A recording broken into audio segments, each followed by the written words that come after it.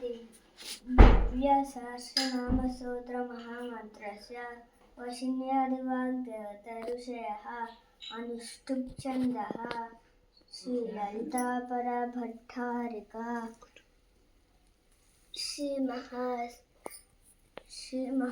श्रीमहात्रिपुरसुन्दरी देवता ऐं बीजं क्लीं शक्तिः सौः कीलकं मम सर्वभीष्टफलसिद्ध्यर्थे जपे विनियोगः ज्ञानं सिन्दूरारुणविग्रहां त्रिनयनं माणिक्यमणिस्फुरत् तारानायकशेखरां स्मितमुखी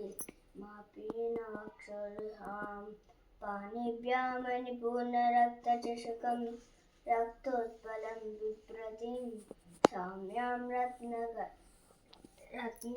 रत्नचरणां ध्यायेत् परमाम्बिकां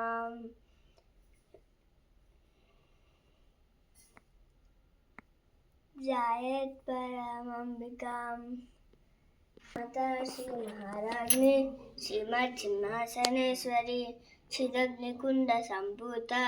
देवकार्य समुद्यत उज्जड्भानुसहस्राभ चतुर्बाहु समन्विता